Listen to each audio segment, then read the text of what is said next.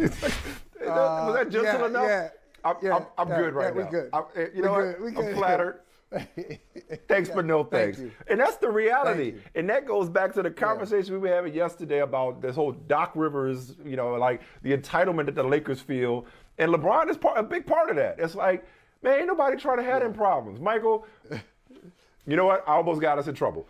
I almost got us both in trouble. Let me see. Let me censor myself, and you'll appreciate it. I'll talk to you after the show about what I'll tell you after the show what I was going to say. But let's just say. No, I got it. I know what you're about to say. I know it. You know. I know what Okay. This is all right. Once again, Peyton and Kemp, but on this Peyton and Kemp, if you Peyton, Kemp is like this. I ain't touching that. Okay, good. I guess let's just say at this point in his career, LeBron is a little high maintenance. And why would Steph want to mess up his happy home by bringing LeBron James into the fold and having to, nice acquiesce recovery. to his demands? Nice reframing, reshaping. You reshaped it in a nice way. Steph's setting his ways. He got his stuff where he wanted in the cabinets and in the refrigerator. He don't need somebody else coming in, rearranging furniture and whatnot in his house. Yeah, okay. That's right. So it was fun while it lasted, but I appreciate Steph shutting it down. And you know what? And you know what? It just takes. You're right. It just takes too much. It takes too much at this point. It's too much. It's too much.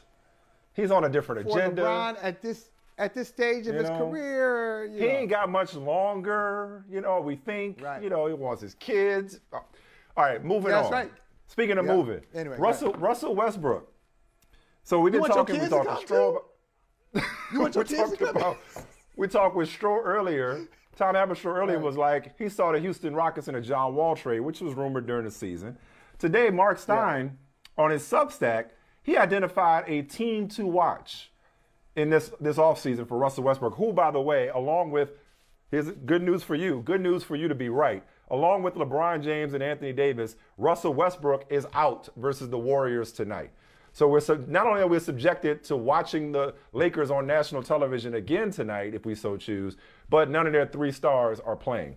But anyway, somebody alert the commissioner who just talked about this yesterday. Yeah, he just brought this up. Not enough stars playing. You're about late into the season, especially. Mark Stein was like, a team to watch is the Charlotte Hornets. Now, obviously, Michael Jordan and Russell Westbrook have the jump man connection. Westbrook is a jump man guy. But I'm like, why would the Hornets are already a team to watch.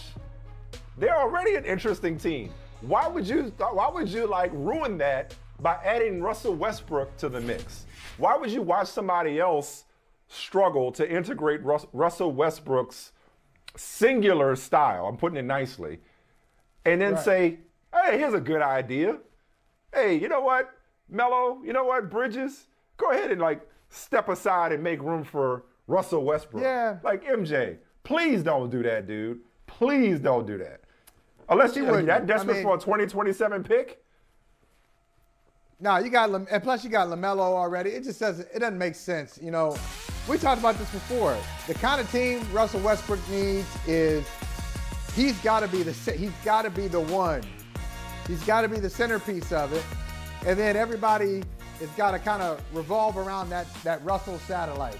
And if you can't do that, it's not a good fit. It's simple. He's got to be the center. He's got to go to a bad team that's not trying to contend, that will take that contract in order to get a draft pick.